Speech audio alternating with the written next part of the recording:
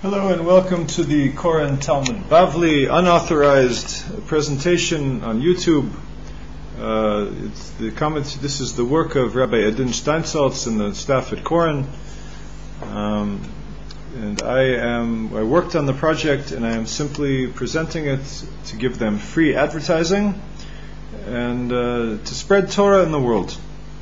It's good for all of us. This is just a little tour of our home here. And of course we have this beautiful work of Baruch Nachshon. I encourage you all to examine further the work of Baruch Nachshon, Nachon. He's on Facebook. He's probably on YouTube. You can Google him. He's one of the finest Israeli artists that I know. This is one of his works based on Psalm 148. Praise God from the heavens, praise Him, all the stars of light, praise Him from the earth, and so forth.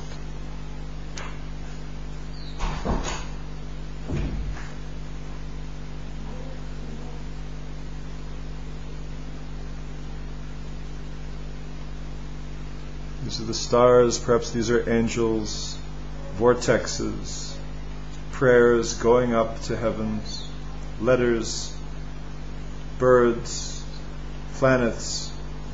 Everything in the world is praising the one who gives us our life, the one who created everything, and the one who we have to someday stand before judgment for everything that we do. And better sing and dance, because we're going to also be judged whether we were happy or we were sad. So now back to the Talmud.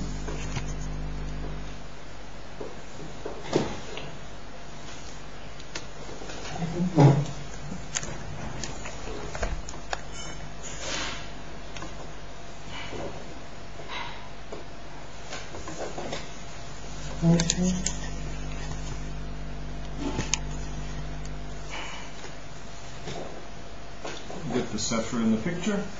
But it really matters, but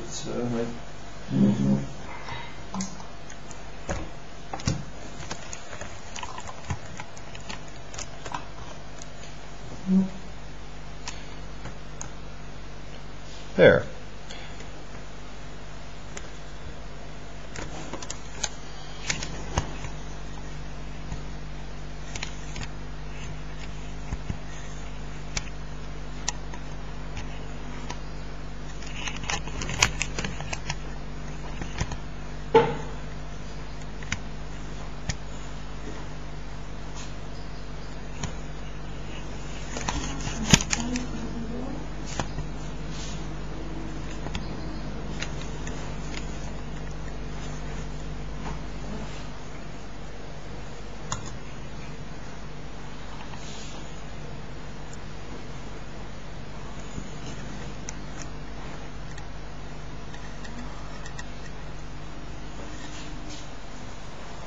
Now we have the frame read, and we're ready to start chapter 4 in Brachot. This is chapter 4 in Brachot. It says in the book of Daniel, "Now his windows were open in his upper chamber toward Jerusalem, and he kneeled upon his knees 3 times a day and prayed and gave thanks before God as he had done before." Rabbi Steinsaltz writes, the primary focus of this chapter is the Amidah prayer, also called the Shmona Esrei, 18, which is the number of blessings originally instituted in the weekday prayer. It is recited on weekdays, Shabbats, on festivals. The fundamental question is, what is the source of the Amidah prayer? Is it tied to Shema, the course of a person's daily life, the days that turn into night and vice versa? Or is the primary element its connection to the sacred service performed in the temple, serving as a substitute form of worship since its destruction? This dilemma manifests in the dispute among the sages whether prayer was instituted by the patriarchs or established parallel to the daily offerings in the temple, touches upon the different characteristics of prayer and serves as a basis for the halachic questions discussed in this chapter. Clearly, there is a consensus that beyond the essential obligation to pray, the source of which is subject to disputes, the various prayers must be recited at fixed times. It is then necessary to ascertain the parameters of those times. What is the earliest and the latest time that each prayer can be recited? This is relevant to the morning prayer, which is parallel to the daily offering sacrificed early in the morning when the temple stood, and the afternoon prayer, which is parallel to the daily offering sacrificed in the afternoon. This close connection between the prayers and communal offerings was already observed in practice when the temple stood, and people would recite a communal prayer together with the sacrifice of the offering. I'm opening up parentheses. The temple stood until around the year 70 of the Common Era. So we're talking about 1,940 years ago. And 1,944 years ago the temple was destroyed in our many sins. And now we're doing so many mitzvot that the temple is nigh upon us. It could be built any day now. Because Israel is back in the land, and we're doing mitzvahs and doing chesed, and we're breaking the heart of heaven. So, do we want our God's heart to be broken? Close parentheses, off the subject, back to the subject. Consequently, there are two prayers that enjoy unique status in the context of this discussion: the additional prayer and the evening prayer. The additional prayer, called Musaf, was clearly instituted parallel to the offering, the Musaf offering. That was only on festivals and on the Sabbath and on the new moon. There is no other possible explanation other than the prayer that we say is parallel to the offering in the temple. Therefore, its status and the parameters of that time that may be recited are much clearer. Yet, specifically for that reason, there is room to consider whether or not this prayer, like the sacrifice after which it was modeled, is a matter exclusively for that community.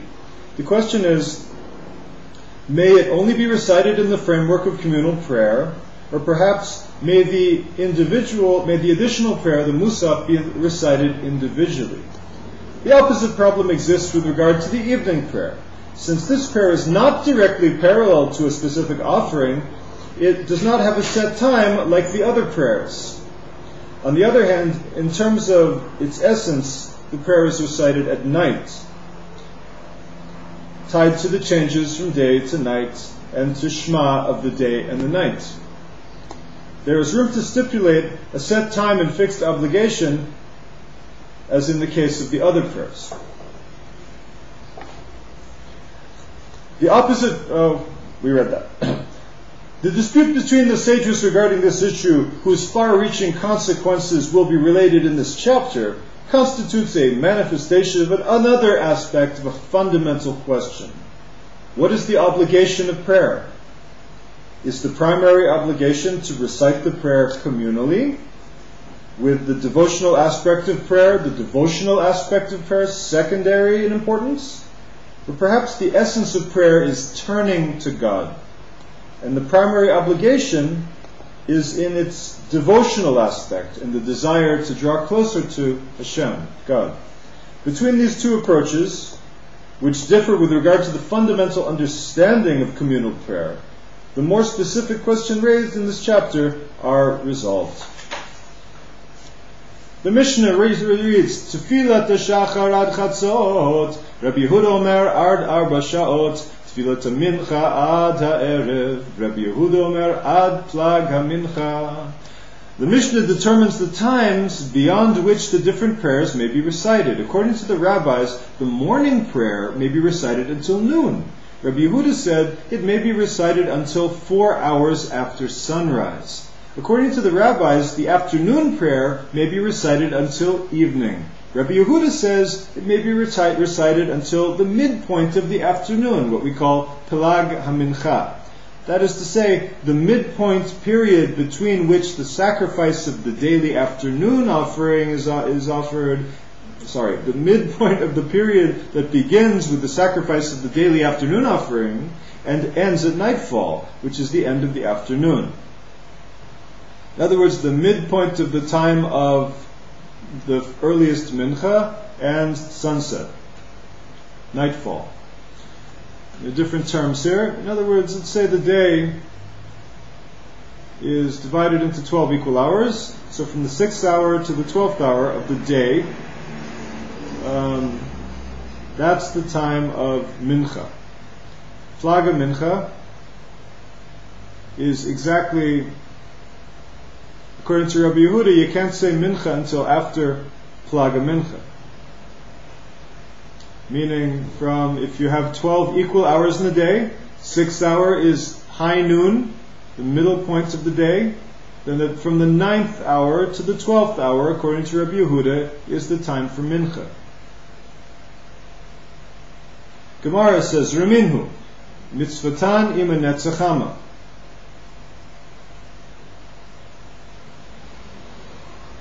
Kadesh yismoch geula litfilah, v'nimsa mitpalel bayom.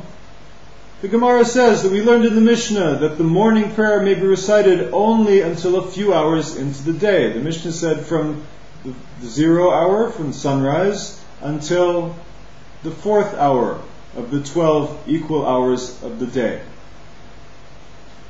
The Gemara raises a contradiction based on what was taught in a Braita. Now again, what's a Braita? A Braita is something similar to a Mishnah that was not redacted into the Mishnah but has important information. They're usually in Hebrew. So a Braita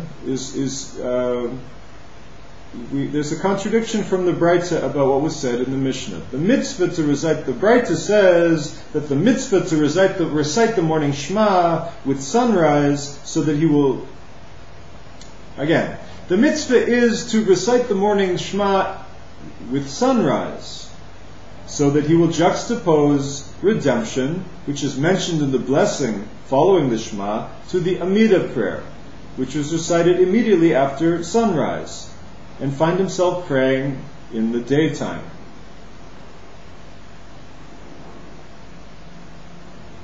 So we're talking about the morning Shema. Okay, again, clearly the time to recite the morning prayer is immediately after sunrise. So the idea in Hebrew is lismoch geula litfilah. I personally asked Rabbi Steinsaltz about this. I said, what does it mean that we say Baruch Atah Hashem Gal Yisrael, blessed is God who redeems Israel, and then right after we pray? That's called juxtaposing the redemption to the prayer. So he gave me a wry smile. Rabbi Steinsaltz gave me a wry smile, and he answered, it means that after the Geula comes, then we really need to start praying. I don't exactly know what he meant by that, but it sounded good. You can think about it yourself. But anyhow, in the morning, the most machmir, strict opinion, is that we say the Shema just before sunrise, and we start the prayer, the Amidah, with the sunrise, with the Netzachama. That's called Vatikin. Kitanya hahi levatikin. D'amar Rabbi Yehuda. D'amar Rabbi Yochanan. Vatikin hayo gomrim ota im hanetzachama. The Gemara responds, the Braita does not establish a binding halacha. Rather, it taught the rules specifically with regard to those who are scrupulous in fulfillment of mitzvot. That's vatikin. Nowadays, it means a prayer service, a sunrise prayer service. But what it really means is a group of people in the temple times, or in the times of the Talmud, who were scrupulous with regard to the performance of mitzvot, that they did every mitzvah in the best possible way. Those are the vatikin. As Rabbi Yochanan said, Vatikin would finish reciting the morning Shema with sunrise, but those who are not Vatikin may recite their prayers later. So there's kosher and there's Mahadrin. Mahadrin is Vatikin. Kosher is just say the prayer before the end of the time. V'kuli alma ad chatzot v'lo v'tula. The Gemara asks, doesn't everybody hold that one may recite the morning prayer until noon and no later? Isn't this a commonly accepted custom, the Gemara asks? V'hamar Rav Mari Breder Rav Huna Breder Rabbi Yirmiyah Barabba Amar Rabbi Yochanan. Don't we have a direct chain of transmission from Rabbi Yochanan? Ta'ah v'lo hitpalel arvit mitpalel b'shacharit shtayim, shacharit mitpalel b'mincha shtayim. Doesn't Rabbi Yochanan teach one who erred and did not recite the evening prayer prays in the morning 2 Amidah prayers? The one who erred and did not recite the morning prayer prays in the afternoon 2 Amidah prayers? In other words, if something came up that made it absolutely impossible for you to daven, and there was no way out of it, then if you didn't pray, then you prayed twice in the afternoon. I believe this is a Jewish law. I saw The Wind and the Lion. Sean Connery was in The Wind and the Lion. He was a very devout Muslim, and I seem to remember him saying, and if I forget to pray the Maghrib prayer, I pray 2 whatever prayers. If I don't pray in the afternoon, I'll pray twice in the evening. And if in some reason I can't pray my morning prayer, I'll pray twice in the afternoon. So I do all of the 5 prayers. We Jews, we do 3 times or 4 times, or on Yom Kippur 5 times. You Muslims, you can do your 5 times, but you don't need a minyan. Okay, so anyhow, it's apparently, we know, as everybody knows, that the Sharia, the Muslim law, is like the little niece of the Jewish law, and get most of their laws from us. Don't want to be arrogant or anything, it's just a fact of life that Muslims must accept that what they have, mostly, they have from their older cousin, their uncle Israel. Good old Uncle Israel. So, just want to call it like I see it. So anyhow, the law again is you can't pray Shacharis for some reason, and it's after time, after the accepted time according to Halakha is after the 4th hour of the day. Then after that, or perhaps some opinions say until noontime. But let's say the more strict opinion is the end of the time of prayer is you divide the day into 12 equal hours, and then from the 0 hour, from sunrise until the end of the 4th hour, let's say that happens to be according to the regular clock, 10 o'clock in the morning. After 10 o'clock in the morning, you missed the time of prayer, you pray, do you just pray mincha twice? I say no. Who am I and what am I? I say you pray anyway, you just missed the time for prayer. If you were mamish, another very valid halacha opinion, which is perhaps the minhag pashut. We'll get later to the minhag pashut, but the minhag pashut might be, and I'm saying this might, and we will check it later, is that if you miss the time for prayer, you pray the next prayer twice. That I believe is an accepted, widely accepted halachic custom, law. V'kula yoma metzali v'azil ad chatzot yahavile sachar tefila b'zmana mikan ve'elach schar tefila yahavile schar tefila b'zmana lo yahavile. Gemara says like this: indeed, one may continue the prayer for the entire day. Person can pray shacharis all day. Gemara says, however, if you prayed until noon, they give him a reward for the recitation of the prayer at its appointed time. If you prayed from there on, they give him a reward for prayer, but they do not give him a reward for praying on time. Who's they? I guess it's probably the court in heaven. Because I don't know, I don't think YouTube is sending any prizes in the mail for people who are praying on time. Maybe someday. Okay, Ibaya lohu ta'ah v'lo hitpelal mincha, ma'u shitpelal aravit shtayim, im timsa lo mor ta'ah v'lo hitpelal aravit mitpelal shacharit shtayim, mishum dechad yomahu, diktiv v'ye'erev v'yevoker yom echad, aval hachad tefila b'makom karbani, v'kevan de'avar yomo batal karbano, o dilma kevan ditzlot rachamehi, kol emat devaye metzale v'azle. On the topic of who forgot to pray and seeks to compensate for the prayer he missed, a dilemma was raised before him. When it ever says ibaya in the Gemara, it means there's a dilemma, there's a contradiction that needs resolution. Here's the dilemma. one who erred and did not recite the afternoon prayer, what is the ruling?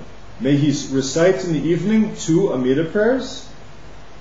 The Gemara articulates the dilemma. It says, if you say one who erred and did not pray the evening prayer, prays in the morning prayer 2 Amida prayers, perhaps that is because the evening and the morning are both part of the same day. As it is written, and there was evening and there was morning, one day. First chapter of Genesis. The evening and the following morning constitute a single unit. So obviously according to that opinion, if you didn't say the afternoon prayer, maybe you can't say 2 evening prayers, because once at sunset starts the new Jewish day. It's a new day. Perhaps you can only say, make up for if you were forced into a situation where you could not pray in the morning, you still have the afternoon. But then maybe if it's going over into a new day, meaning any time after sunset, the law would be you can't pray the 2 prayers. That's the first question. But here, in the case under discussion, perhaps the prayer, if you say the prayer is, again, one opinion says the prayers are in the place of the sacrifices. The other is that the prayers were established by the patriarchs. So if you'd say it's according to the patriarchs, maybe it's okay. But if we're following the sacrifices, we have to follow the laws of the times of the sacrifices and transfer them to the laws of the 3 prayers of the day. So in the evening but here in the case of the discussion, perhaps prayer is in the place of sacrifice. Tefillah b'makom karban. Since the case of the sacrifice, we say that since the day passed, his sacrifice is invalid, and there is no way to compensate the missed opportunity. So if the patriarchs instituted it, it's Abraham, Isaac, and Jacob. Isaac's not going to mind. Our patriarchs love us. Our patriarchs in heaven are merciful with us. They're not going to get angry at us if we're under duress. Like any decent father, and all the more so our own patriarchs. If the son is under duress, it's not his fault. The father is not going to be upset. What kind of a father would that be? I'll be upset for his son when the son is under duress. Sometimes a father, he doesn't know that his son is under duress. And then he finds out later, and the father feels horrible. So just to always judge favorably. Always consider your son as if he's under duress. So that's like our patriarchs in heaven. We're under duress. They're not going to be makpid. They're not going to be nitpicking and upset with us. We're not doing the detail. He's going to say, so you missed mincha. Jacob says. Isaac says. Isaac is mincha prayer. So Yaakov, you can pray 2 prayers with my son Yaakov.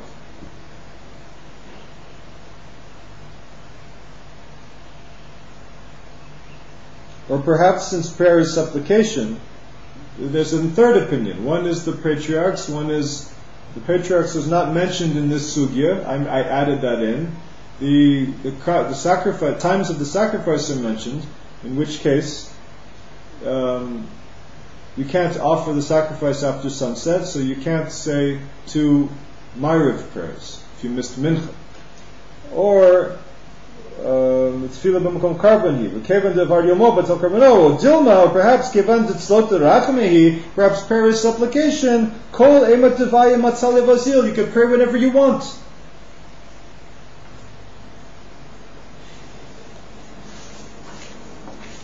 Tashma, Amar Rav Huna bar Yehuda, Amar Rav Huna bar Yehuda, Amar Rabbi Yitzchak, Amar Rabbi Yochanan. Transmission from the teaching of Rabbi Yochanan. Ta v'lo yitpalal mincha mitpalal aravit shtayim ve'en b'zeh mishum de'avar yomo batal karbano. Rabbi Yochanan said, no, you missed mincha, you pray 2 marivs, and there's no inyan of avar yomo batal karbano. If the day had passed, the sacrifice is invalid. Meitzivei mu'uvat lo yuchal litkon v'chesron lo yuchal lihimanot. With regard to the possibility to compensate for a prayer that failed to recite at the right time, the Gemara raises an objection based on what was taught in a Braita. That which is, it says in Ecclesiastes or Kohelet chapter 1, that which is crooked cannot be made straight, and that which is wanting cannot be numbered.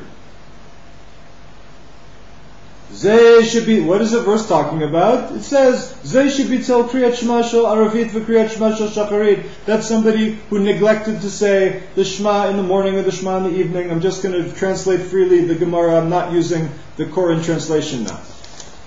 O tefillah o aravit. O tefillah shel shacharit. That could be somebody who neglected to say either the Shema or neglected to say the Amida prayer, either in the morning or in the evening.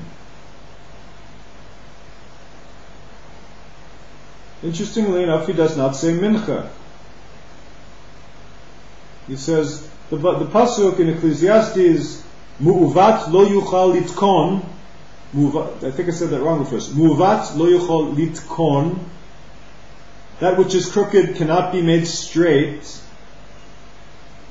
That's somebody who didn't say the Shema, either of them. Or you can't say the Shema in the morning to make up for the evening Shema, etc. Or that's somebody who didn't say the evening prayer or the morning prayer. The chesron lo yuchal limanot, and when Ecclesiastes, that was written by King Solomon, says that which is wanting cannot be numbered. The chesron lo yuchal limanot, zeh shenimno chaverov lidvar mitzvah v'lo nimna mehem. That is a case. The Steinsaltz says, one whose friend reached a consensus, nimnu, to perform a mitzvah, and he was not part of that consensus. Zeshin nimnu. It's a beautiful Hebrew expression for reaching a consensus.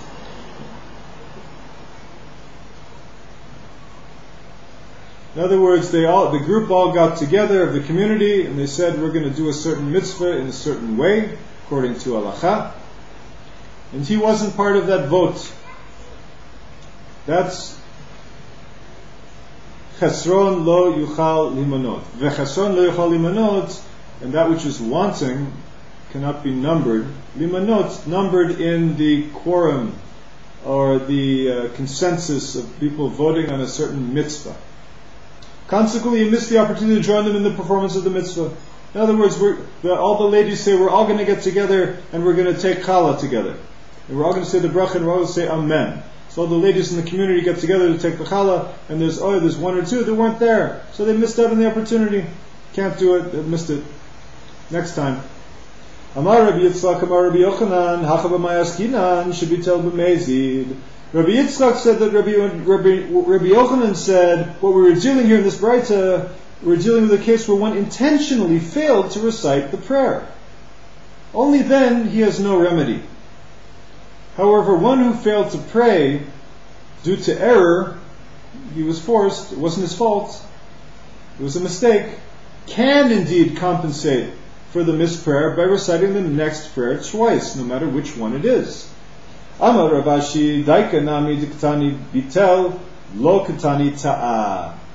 So Rabbi Yochanan said, Shabitel b'mezid. You can't pray two. If you just said, I'm not going to pray Shachris today, that's it. I have the time. I'd rather watch Fear Factor. Okay, Fear Factor's on. I'm not going to daven. Okay, there are some people in the world to do this. And okay, in that case, you can't say, oh, I'm going to say 2 minchas. It's okay, God will forgive me. No, you missed it. You neglected to do a mitzvah, and there's no way to fix that, and that's permanently on your record. Gets written down in heaven. There's nothing you can do about it. That's it. Missed the chance. Tomorrow, don't watch Fear Factor. Daven. You can record it. Watch it later. So, Amar Rav Ashi, Daika, we read that. Amar Rav Ashi, Daika nami diktani batel v'lo ktani ta'a shmamina. It has to be an intentional error, not a not an inadvertent error.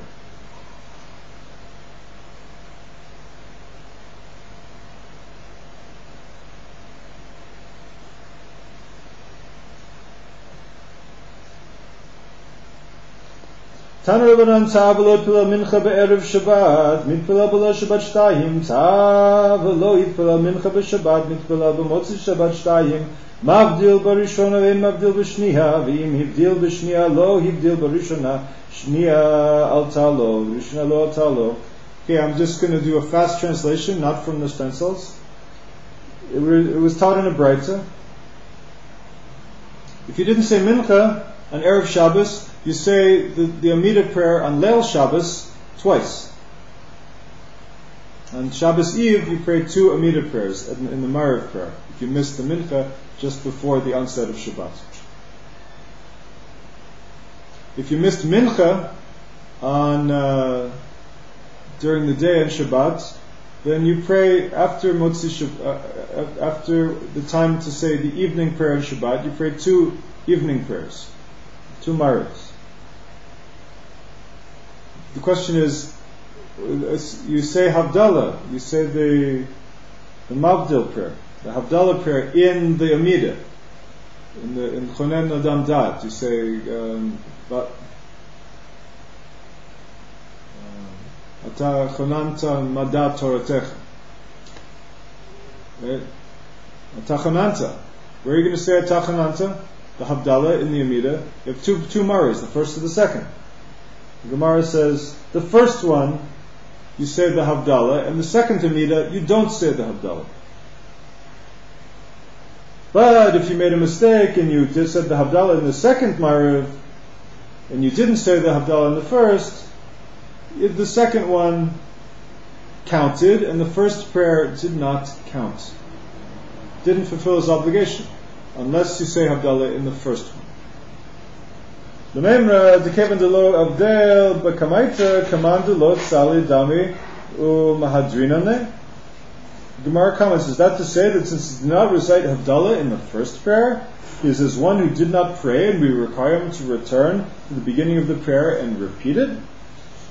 If so, the conclusion is that one who fails to recite Havdalah in the prayer must repeat the prayer. So in the sense, the first one, you didn't say Havdalah, and you finished the prayer, he already moved his legs. It's up to the time you move your legs. If you finish the whole 18 benedictions, where do you go back to is the question. If I believe, I have to look up the halakha again, but once you move your legs, you're certainly going to have to say the whole prayer over again. If you forgot to say, the law is that if you forgot to say Vatachonanta in the fourth blessing, in Chonen Adam Dat, then you can say it in Shomei Tefillah.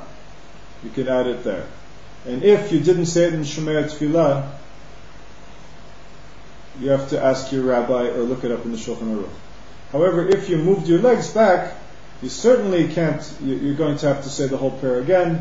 And essentially, the first prayer was not a prayer at all. And you're going to have to pray 2 more. One with the Havdalah, and the other one to make up for the mincha that you missed.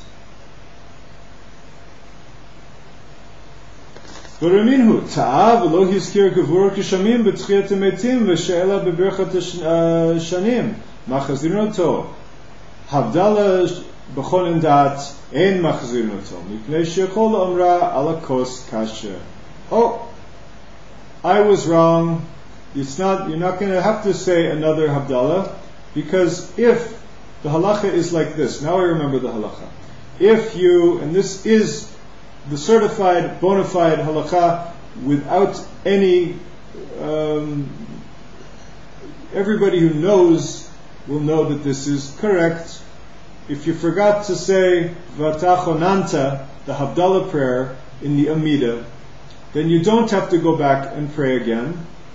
What all you have to do is, and if you also forgot to say it in Shomei Tefillah, then all you have to do is finish your prayer. You have to be very, when you finish the prayer of Ma'ariv on the Motzi Shabbat, the evening after the Sabbath, what do? You finish your prayer and you say simply these words, Baruch HaMavdil ben Kodesh L'chol. Then you will be permitted to turn on the light, to turn on the stove, to turn on whatever. You're permitted to do any malacha, any work that's forbidden in Shabbat, until you accept eating. You cannot eat until you say the Havdalah over the kos, with a cup of wine and the spices and the fire. So that's the correct action if one had forgotten to say Vata Chonanta.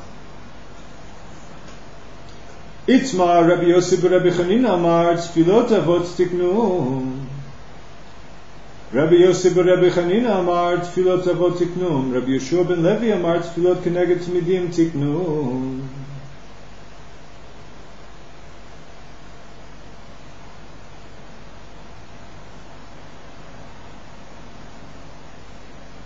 Yes, the halacha that I just said before about if you forgot to say Vata Chonanta, then you don't need to repeat the Amida. All you do is say Baruch HaMavdil Ben Kodesh L'Chol, and then you make Havdalah over the kos with the wine and the fire and the spices, and with all the proper blessings.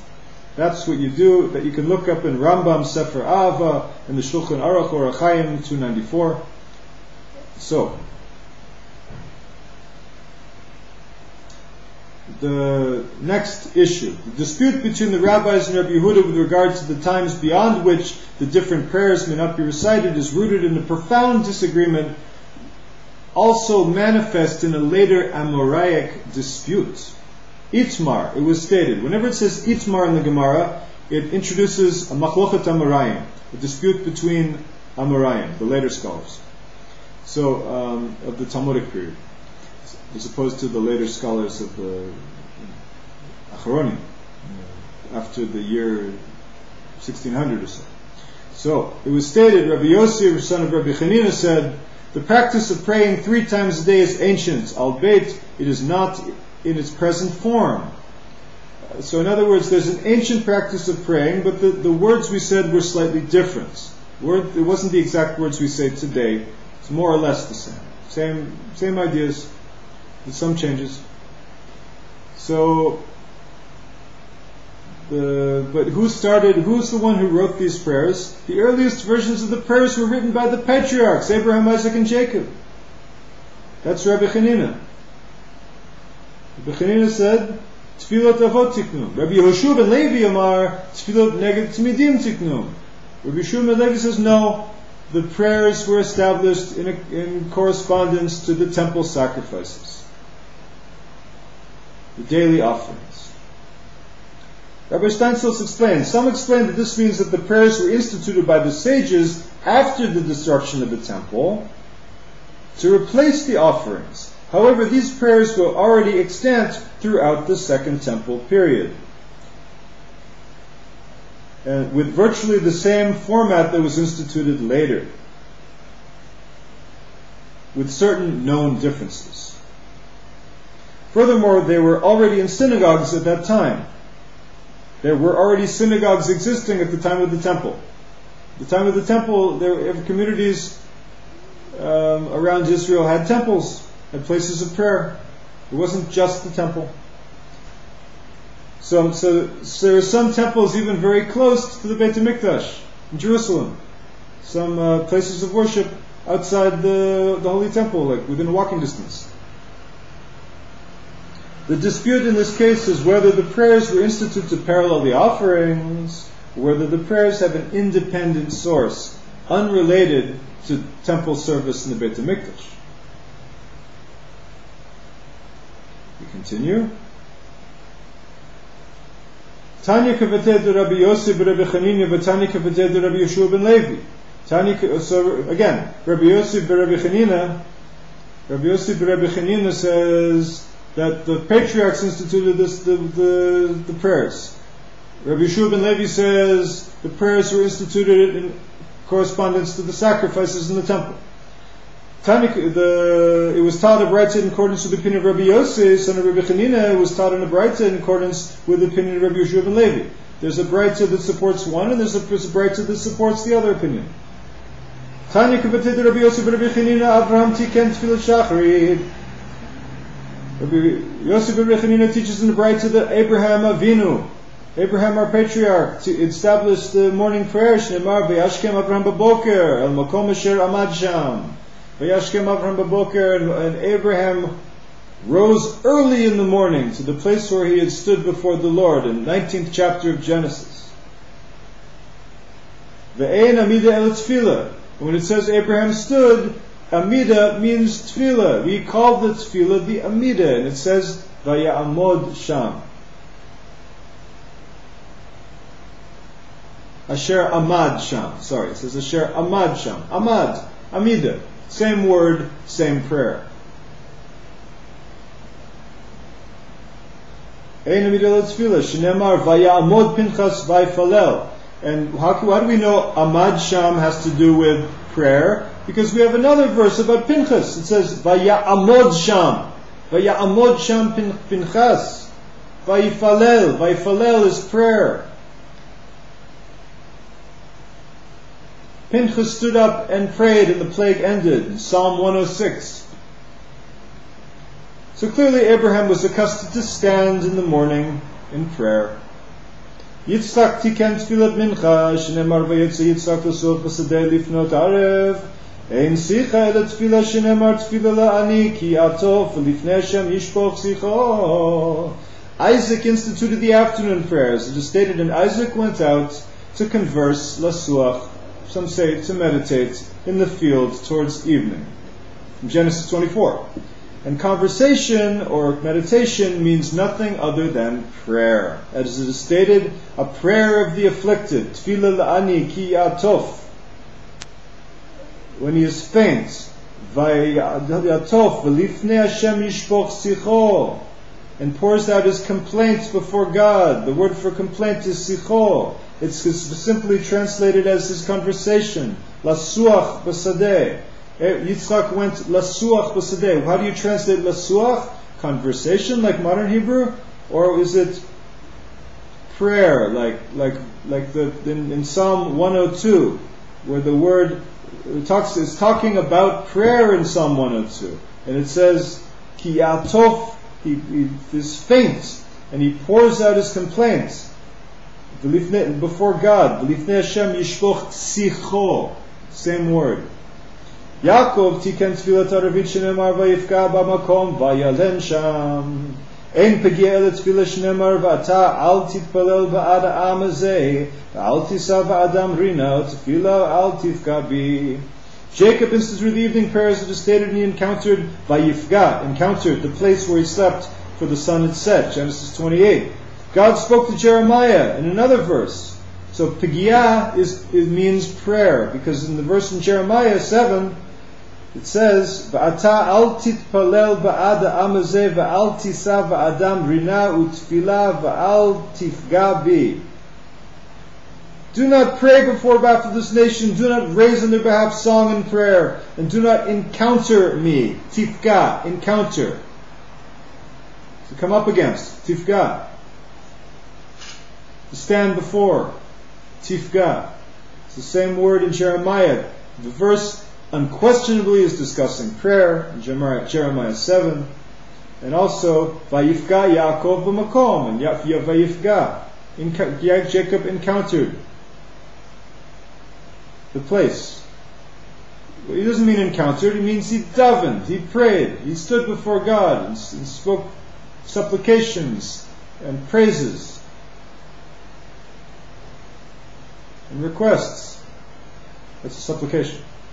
And benedictions, blessings, and praises. There's a difference between all of these. What is prayer? 3 elements of prayer. You stand before God, the one and only creator of the universe, the one who your life is in his hands. And everything good you have essentially comes from him. And everything bad also comes from him. But we don't understand why. Everything is coming from him, and our lives are in his hand, and he wants us to pray to him. So we stand up and pray him. He wants us to entreat him. And if we entreat him, it'll change the world. It'll make the world a better place to live. There is a power to prayer. It's proved by the New England Journal of Medicine that it's effective in healing. Scientific studies have shown it. It all goes according to the belief. If you don't believe it's worth it, you're probably not going to pray. If you don't believe, you're probably not watching this YouTube. So anyhow,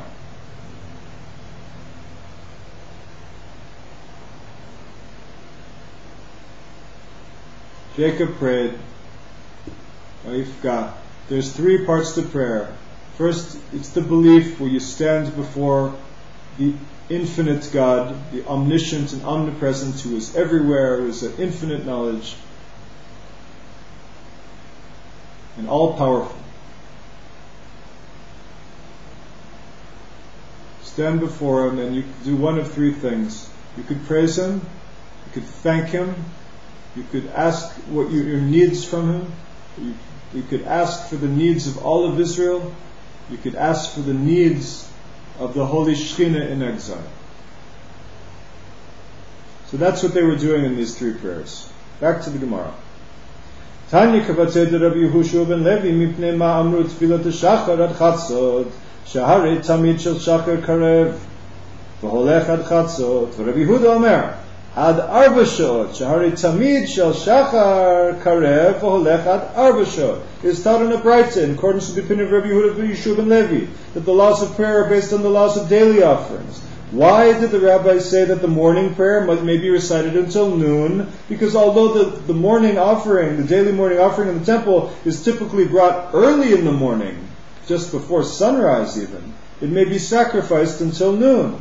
And Rabbi Yehuda says, my opinion, that the morning prayer may be recited until 4 hours into the day, is because the daily morning offering is sacrificed until 4 hours. Again, talking about Shaot Zmaniot, you divide sunrise, and the time it takes from sunrise to sunset into 12 equal hours, and then up until the end of the 4th hour, that's the time of the daily morning offering.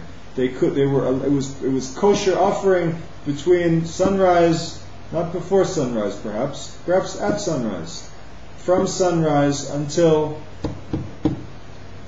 the end of the 4th hour of the day. Whatever day on the regular clock is, I don't know, 10 o'clock, 10:30, depends on the time of year. Mipnei ma amru tfilat mincha ad ha'erev. And why did the rabbi say that the afternoon prayer may be recited until the evening? Shahari tamid shel ben arba'im karev v'holech ad ha'erev. Because the daily afternoon offering is sacrificed until the evening. Rabbi Yehuda omer ad flaga mincha. Rabbi Yehuda says you can offer the afternoon prayer only until the midpoint of the afternoon. Rabbi Yehuda says you can offer it until the end of the 9th hour. Because according to his opinion, Flag Mincha, Shahari Tamid Shel Ben Arbayim Karev V'holech Ad Flag Mincha. According to Rabbi Yehuda, the daily afternoon offering is sacrificed only until the midpoint of the afternoon. The midpoint of the afternoon is the 9th hour. In other words, if 6 o'clock were sunrise, exactly at 6, which almost never happens, and sunset were 6 o'clock in the evening, it could happen, possibly, but very rare.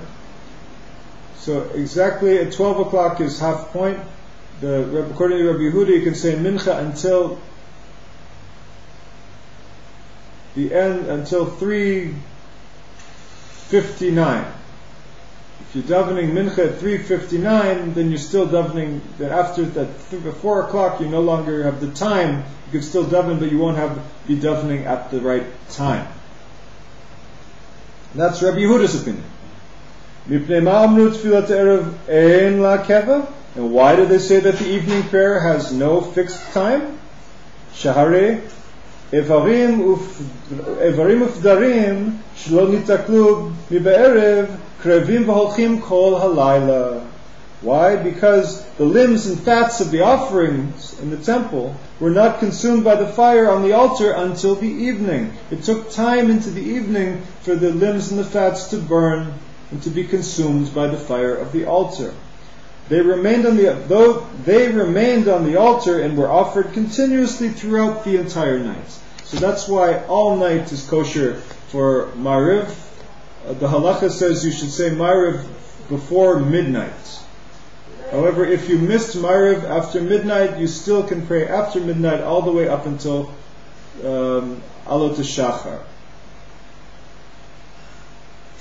until the next day, as long as it's still night.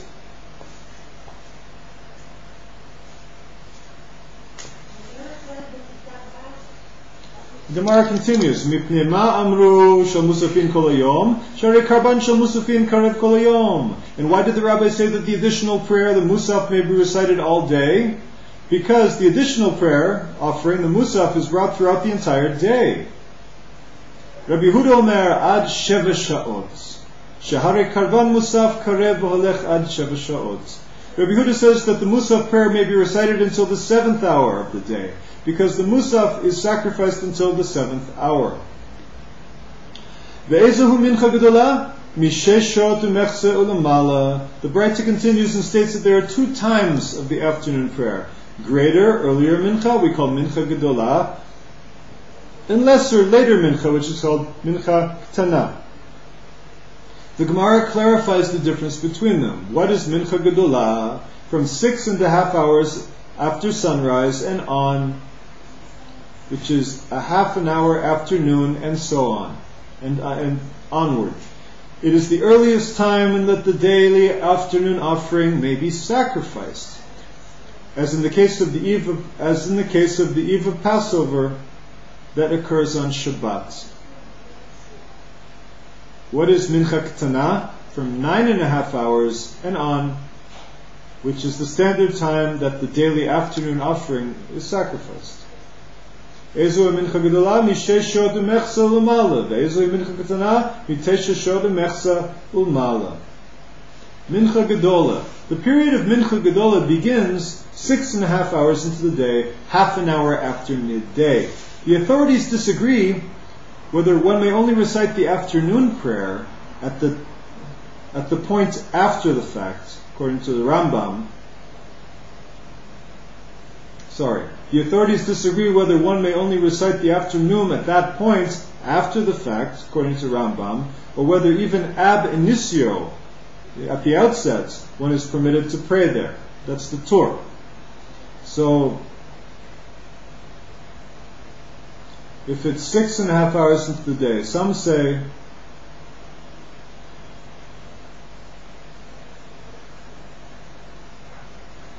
if you happen to pray, some say it's too early. According to the Rambam, it may be too early to pray mincha. According to Rambam, you may not be able to pray mincha gedolah. Mincha gedolah is from noon time, 6.5 hours into the day, and onward, until 9.5 hours. 9.5 hours is, not 9 hours, but 9.5 hours is mincha ktana.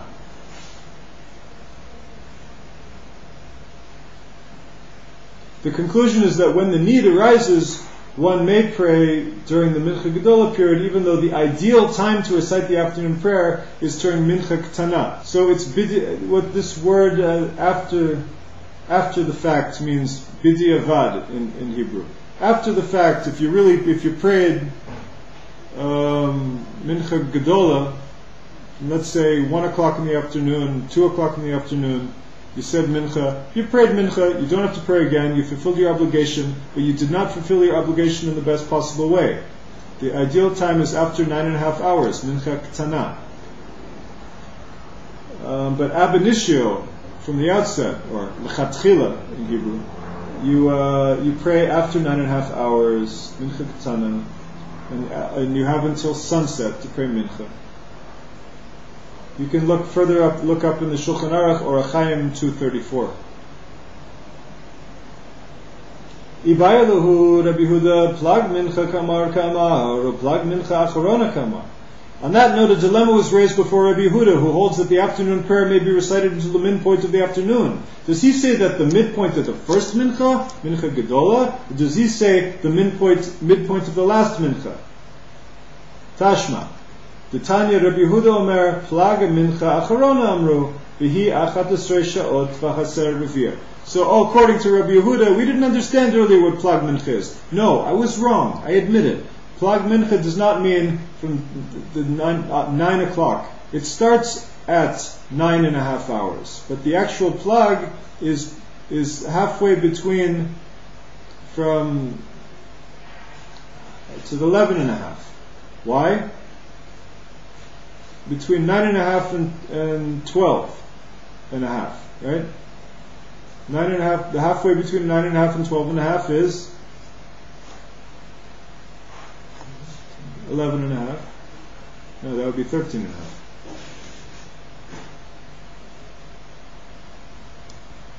Oh, 11 hours minus a quarter, sorry. So the midpoint of Mincha Ketana, the whole period of Mincha Ketana, is 11 hours minus a quarter. You do the math. Math is not my strong suit. So 11.5 minus a quarter, the 11th hour minus a quarter, that's halfway between, it should be halfway between 9.5 and the end of 12, meaning 13. Because there's 12 full hours. No, the first hour is 0 to 1, 1 to 2, so it's at 12 exactly, and the sunset is exactly at 12. What's the midpoint between 9 and 12? That would be 10.5. But because we're starting at 9:30, so we have half an hour till 10, then we have 10 to 11 and 11 and 12. That's 2.5. What's half of 2.5? 1 1/4. So 1 1/4 hours before sunset. 12 minus 1 1/4. That's 11 minus a quarter. There. I'm not a total math dummy.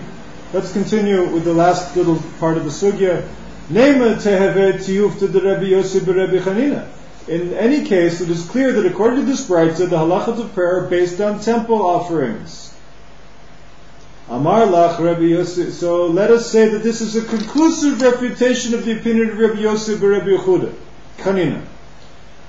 Amar lach Rabbi Yossi b'Rabbi Chanina. Rabbi Yossi, son of Rabbi Chanina, who held that the forefathers could have said to you to answer that possible complete refutation. Va'asmechinhu Rabbanan arkabarnot. Sorry. Amar lach Rabbi Yosef b'Rabbi Chanina le'olam ema lach tefilot avot tiknum. No, we can always say that the patriarchs instituted the prayers according to my understanding. Why? Va'asmechinu Rabbanan arkabarnot. The patriarchs established them, and then afterwards they appropriated them to the temple sacrifices.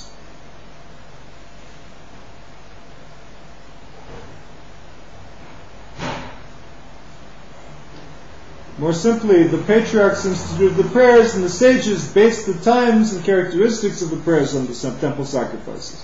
The patriarchs instituted them, the sages based them on the times of the temple sacrifices. But they were still instituted by the patriarchs.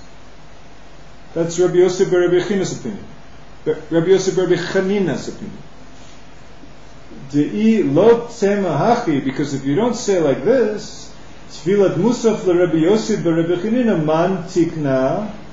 If you don't say so, then even Rabbi Yossi, son of Rabbi Chanina, would agree that the law of offerings and those of prayers are related. Then, according to Rabbi Yossi bar Rabbi Chanina, who instituted the Musaf prayer? Ele tfilat avot tiknum.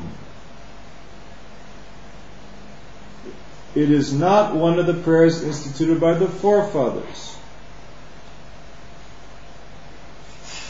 So, Musaf, there's no forefather associated with Musaf. It's not like, perhaps Yosef. According to Kabbalah, there's a connection in Musaf and Yosef. The words are similar. The tzaddik. But this is not a class in Kabbalah. So,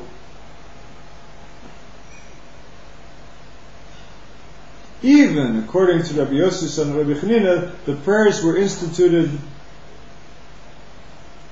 by the patriarchs, but the sages based them on the laws of the offerings. And we're going to stop here for the time being. And Mirz Hashem will continue tomorrow with the next daf. Be well.